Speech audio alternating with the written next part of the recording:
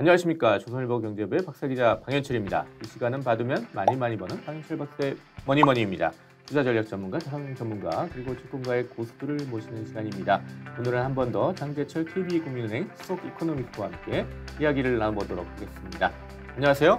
네, 안녕하십니까. 네, 지난 시간에도 소개드렸었는데 우리 장재철 수석 이코노미스트는 워싱턴대에서 경제학 박사 받으시고요. 삼성경제연구소에서 연구원 생활하셨고 시티그룹 KB증권에서 또 수석 이코노미스트도 지내셨습니다. 현재는 KB국민은행에서 자본시장그룹 본부장 맡고 계시면서 수석 이코노미스트를 또 맡고 계십니다. 지난 시간에는 우리 미국 얘기를 해봤는데 오늘은 좀 한국 얘기로 해보려고 합니다. 주제는 좀 섹시하게 한국의 경제 위기가 임박했나 이렇게 좀 잡았는데요. 왜냐하면 이제 보통 과거에 미국이 금리 인상을 할 때 보면 신흥국에서 꼭 경제 위기가 발생했거든요. 그래서 이번에도 지금 미국이 계속 금리 인상을 하고 있는데 이번 금리 인상기에 한국에 혹시 위기가 오는 건 아니냐 뭐 이런 얘기들 이런 게 궁금해요. 그래서 그런 얘기를 좀 해보려고 합니다. 일단 뭐 성장률 자체 우리나라 성장률 자체 2분기에는 전분기 대비해서 0.7% 나왔어요. 꽤 괜찮은 성장률이잖아요. 보통 뭐 위기 상황이라 이렇게 할 거 아닌 것 같은데 이 한국 성장 어떻게 될 것 같습니까? 하반기 들어서는. 네, 이제 한국은행이 요번 8월달, 네. 8월달 금통위를 하면서 이제 경제 전망을 수정을 했죠. 네. 수정을 했는데 올해 경제 성장률을 2.6%로 네. 전망을 하고 내년도를 2.1%로 전망을 했습니다. 그래서 올해는 0.1%포인트를 5월 전망에서 하향을 했고 네. 내년도 전망은 0.3%포인트 2.4에서 2.1로 내렸죠. 네. 그만큼 이제 향후 경제에 대한 다운사이드 리스크를 좀 반영한 결과라고 볼 수 있는데 올해 2.6% 성장을 하려면 올해 상반기에 2.9% 성장을 했습니다. 전년 대비. 예, 전년 동기 대비. 예. 그러면 올해 하반기 2.4% 성장이거든요. 그럼 우리가 중요한 것은 전기 대비로 이제 아까 이제 박사님 말씀하신 대로 1분기 0.6, 2분기 0.7. 예. 그러면 하반기에는 이게 얼마도 되겠느냐. 그래서 하반기가 한국은행 전망대로 뭐 전년 동기 대비 2.4% 성장하려면 성장률은 0.2%로 가야 돼요. 그러니까 성장세가 3분의 1로 꽤 확 확 줄어버리네요. 그렇죠. 하반기에. 예. 예. 평균적으로. 그러니까 이게 뭐 2.6%면 뭐 한국은행이 얘기하는 잠재 성장률 2%를 상회하니까 좋은 거 아니겠느냐 하지만은 우리가 느끼기에는 좀 체감 속도는 절반으로 줄 전기 수가 대비 줄었다 그러면 상당히 있죠. 좀 충격을 받을 수도 있겠네요. 근데 이제 문제는 뭐 이런 어떤 성장률은 인플레이션을 제외한 거니까 그렇다고 하더라도 우리가 이제 더 느끼는 것은 여전히 물가는 높잖아요. 네. 여전히 물가 높으니까 실질적으로 우리가 높겠죠. 느끼는 거는 좀 안 좋을 수도 있다. 이렇게 볼 수가 있을 것 같아요. 예. 그렇다면 좀 하반기에는 좀 성장이 둔화되는 이런 모습을 볼 것 같다. 이런 말씀을. 그리고 전년 동기 대비로 보더라도 2분기가 이제 하반기가 올해 2.4면 한국은행은 내년도 상반기를 1.7, 하반기 2.4로 보고 있어요. 그래서 그 평균이 2.1이니까 미국 경기 사이클에서 내년도 2분기 그 제일 저점이다라는 말씀드렸던 것처럼 한국도 2분기가 이렇게 저점으로 될 가능성이 좀 있다. 이렇게 볼 수가 있죠. 근데 문제는 이제 이게 한국은행의 전망이고요.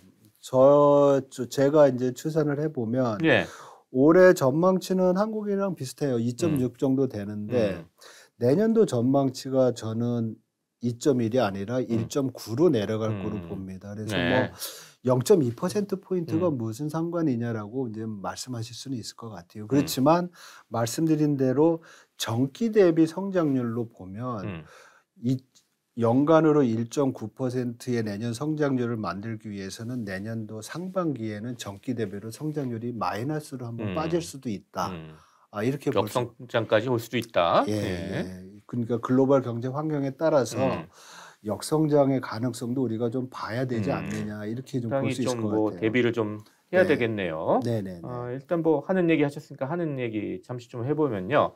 이 지난달에 이제 처음으로 이제 빅스텝 금리 인상 0.5%포인트 하고 뭐 8월 달에는 또 뭐 4번 연속 올려가지고 이제 계속 금리 인상을 하고 있어요. 근데 이거 보면은 빅스텝 했다가 0.25% 했으니까 약간 물가 성장세에 되게 고민이 많은 것 같은데 앞으로 이 한국은행이 지금 미국처럼 계속 금리를 올릴 수 있을까? 이게 좀 궁금해집니다.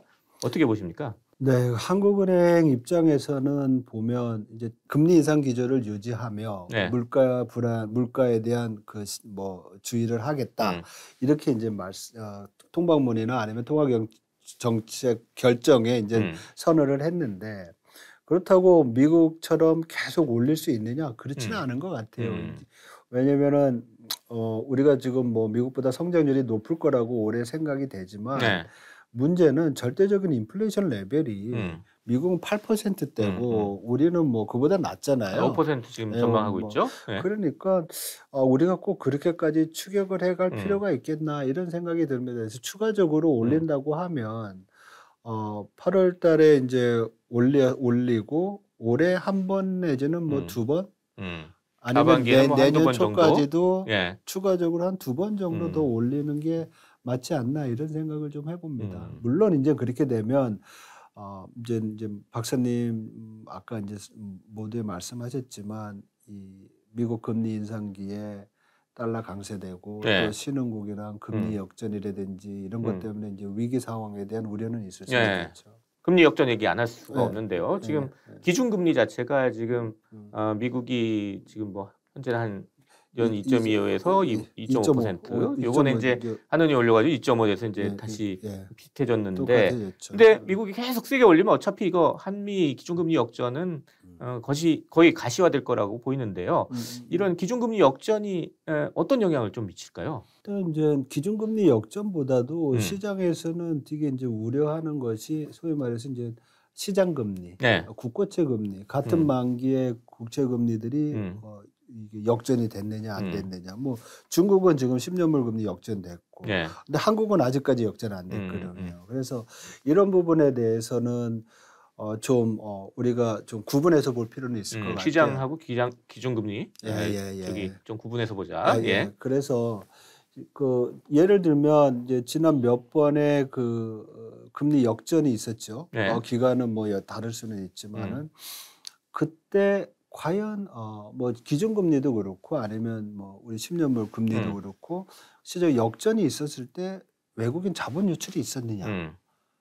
과거에 그렇지 않았다는 거죠. 그래서 오히려 자본 유출이 있었던 기간을 보면 원화가 상당히 약세를 보였던 기간이 많은 거예요. 그래서 소위 말해서 우리 원화 자산에 대한 총 수익률 그거는 어떻게 보면 우리 그 국채나 여기서 이자 받은 거 그리고 외국과의 이자 차이가 어떻게 보면 넷으로 순수익률이 되겠죠.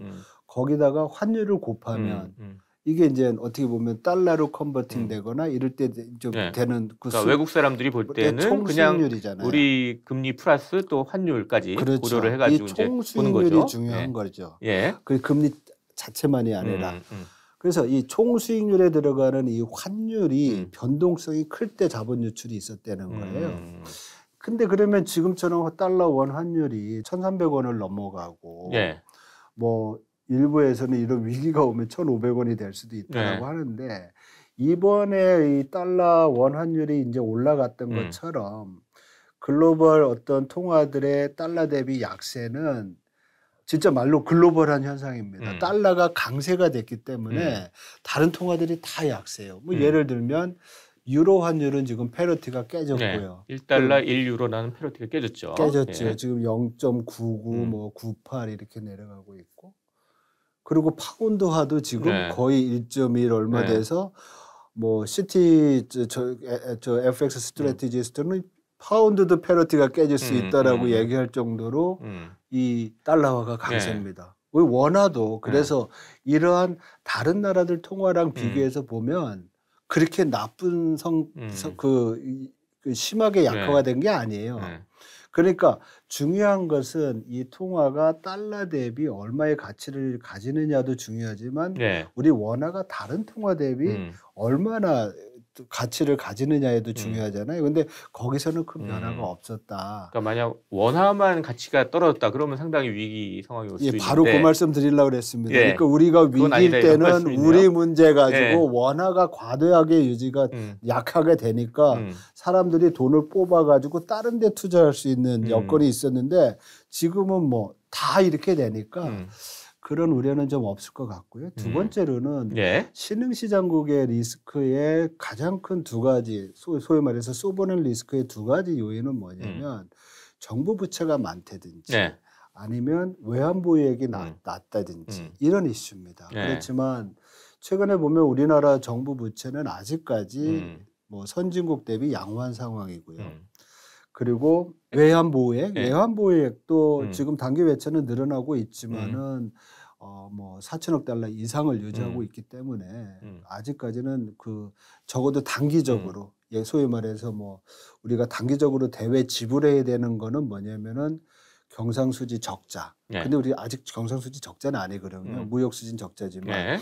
그 뭐 경상수지 적자의 뭐 3개월분 그리고 단기적으로 우리가 단기 외채에서 갚아야 될 만기 도래나 아니면 이자 이런 건데 이런 거로는 아직 충분하다. 그런 걸 커버하기에는 외환 보유액은 충분하다. 충분하다. 예. 이렇게 볼 수가 있습니다. 그렇지만 단 요즘 뭐 무역 수지가 적자를 지금 보이고 있고요. 그리고 한국은행이 올해 경상수지 흑자를 370억 달러로 전망을 했어요. 예.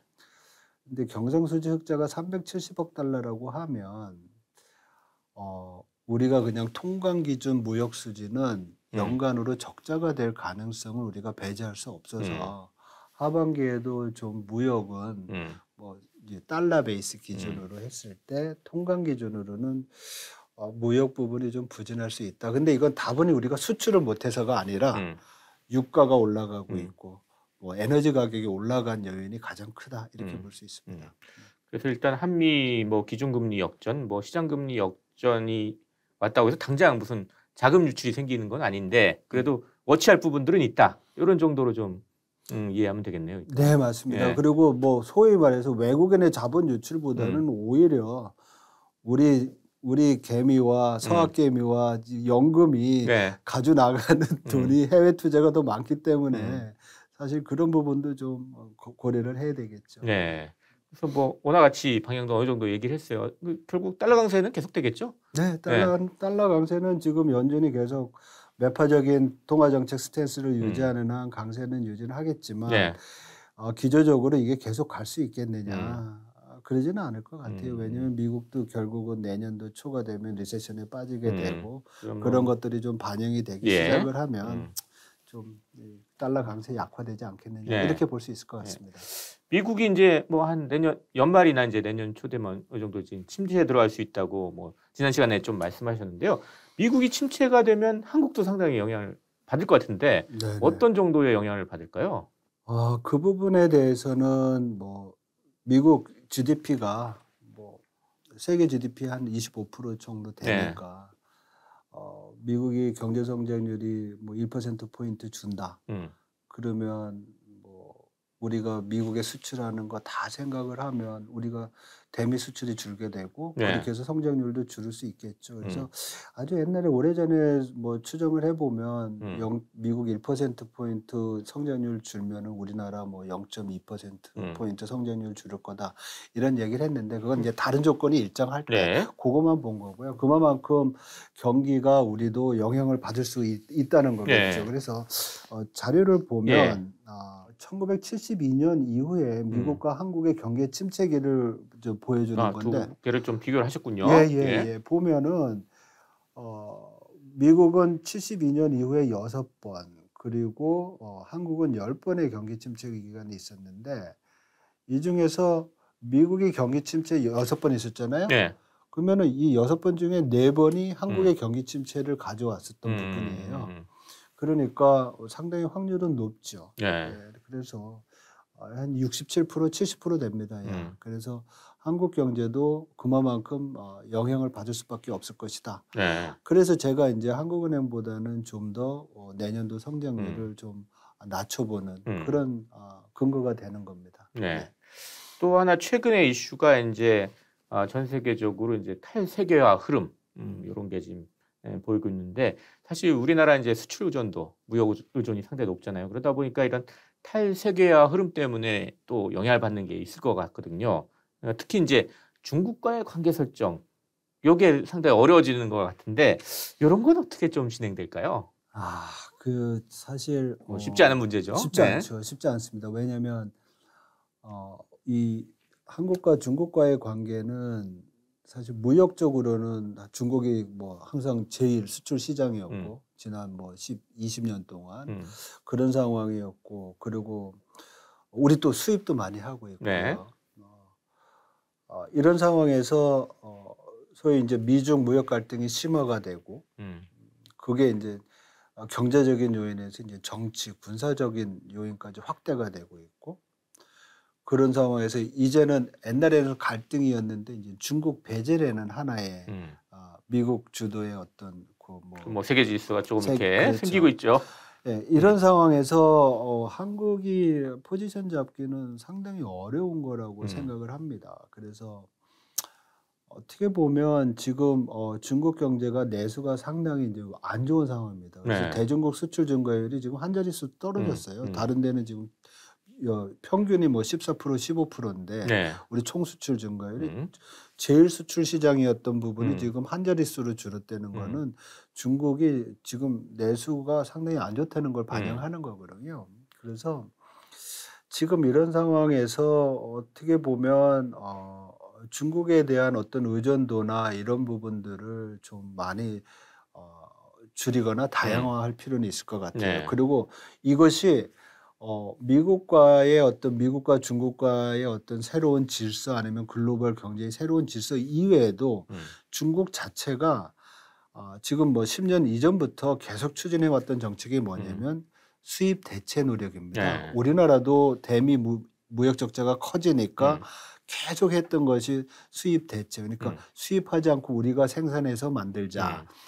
만들어서 쓰자. 중국도 그걸 해오고 있거든요. 예. 그걸 계속 해왔기 때문에 궁극적으로 대중 수출은 줄을 수밖에 없을 것이다라는 것이 어떻게 보면 정해진 결론이었거든요. 네. 그래서 그런 부분을 우리가 좀 슬기롭게 좀 잘 극복해야 될 거로 봅니다. 그래서 좀 대중 수출 비중은 좀 낮지만 그래도 우리가 중국 시장을 포기할 수 없을 거예요. 네. 왜냐하면 워낙 인구가 크고 인구가 많고 또 우리가 여러 가지 상품들을 또 팔 수 있는 기회가 있기 때문에 그래서 상당히 이제 현명한 접근이 필요한 시점이라고 볼 수 있죠. 그렇지만 어떻게라는 거에 대해서는 이코노미스트로는 좀 잘 말씀드리기 어렵습니다. 역시 고민이 많은 시점입니다. 네.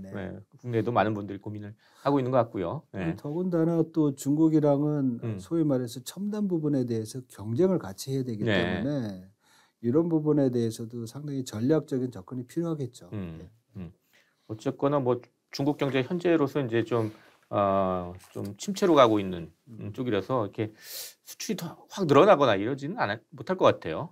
그것 좀 대비는 좀 해야 될 것 같습니다. 네, 뭐 올해 이제 아이비들이 지금 중국이 지금 뭐 소위 말해서 부동산 경기 위축이 되고 있는 상황에서 코로나가 이제 상하이부터 해가지고 확산이 되면서 제로 코로나 정책으로 소비가 굉장히 죽고 소위 말해서 중국 내에서도 공급망 차질이 생기잖아요. 그런 것 때문에 성장이 이제 위축이 됐었는데 최근에 이제 부동산 경기 계속 나빠지면서 모기지 그 보이콧 나오고 그게 반영된 게 이제 중국의 투자, 부동산 부분의 투자가 굉장히 위축이 되면서 성장률이 이제 낮아지니까 PBOC가 어쩔 수 없이 금리를 낮췄는데 그런 일이 없을 거라고 얘기를 했었거든요. 자기네 토가 정책 스탠스 유지할 거다. 내리기 직전까지도. 그렇지만 7월 달 나온 투자 지표와 뭐 크레딧, 그 신용 지표 보고서 완전히 정책을 바꾼 거예요. 그만큼 지금 시급한 상황이라서 이거를 뭐 우리 분석하는 사람이 놓칠 일들이 없죠. 그러니까 중국 성장률을 낮춘 겁니다. 3.3%대에서 거의 뭐 노무라는 2.7%까지 낮췄습니다. 중국 경제가 2.7% 성장한다는 것은 어떻게 보면 뭐 거의 크래시랑 비슷할 수도 있거든요. 그래서 그만큼 부진한 상황을 반영하기 때문에 당분간 대중 수출은 좀 부진할 수밖에 없지 않겠나 이렇게 그리고 봅니다. 또 뭐 한국 경제 하나의 좀 리스크 요인으로 좀 작용할 수 있으니까 잘 좀 지켜봐야 될 것 같습니다. 맞습니다. 예. 맞습니다. 예. 자, 이렇게 해서 오늘 이제 장재철 수석 이코노미스트 모시고 우리 한국 경제에 대해서 뭐 여러 가지 얘기를 해봤는데요. 마지막으로 좀 던지는 질문이 개인 투자자들한테 좀 던질 만한 메시지가 있을까? 뭐 이런 걸 하나 여쭤보고 싶어요. 뭐 부진하기 때문에 투자를 멈춰야 될 이유는 없다고 봅니다. 네. 예, 그리고 경기 전망이 또 좀 앞으로 지금보다는 좀 둔화되고 어렵다고 해서 투자 멈춰야 될 부분이 없고요. 네. 뭐 글로벌 경제에서 말씀드렸던 그런 내용들처럼 항상 뭐 새로 성장하는 산업들이 있으니까 그런 부분에 우리가 좀 주목할 필요 있지 않을까 생각이 듭니다. 예, 네. 감사합니다. 자, 이렇게 해서 오늘은 장재철 KB국민은행 수석 이코노미스트와 함께 한국 경제 위기가 임박했나 뭐 이런 주제를 가지고 이야기를 나눠봤습니다. 마지막으로 저희 시청자 여러분께 마지막으로 마무리 인사 짧게 부탁드리겠습니다. 네, 뭐 한국 경제 많이 우려가 있지만은 그래도 성장률 자체로서는 올해는 좀 뭐 선방할 것 같고요. 내년도는 대외 경제 환경이 좀 나빠지는 걸 반영해서 잠재 성장률을 좀 하회할 것으로 보입니다. 그렇지만 이번 뭐 사이클 자체가 내년도 상반기 이후 하반기에는 또 반등할 수 있기 때문에 좀 인내할 수 있는 그 고통의 기간은 좀 짧을 수 있지 않을까 이렇게 생각을 합니다. 그래서 너무 움츠리지 않고 그때를 좀 대비할 필요가 있을 거라고 생각이 듭니다. 고맙습니다. 네, 감사합니다. 오늘 좋은 말씀해 주신 장재철 KB국민은행 수석 이코노미스트 그리고 저는 조선일보 경제부의 박사이자 방현철이었습니다. 그럼 다음 시간에 또 뵙도록 하겠습니다. 감사합니다.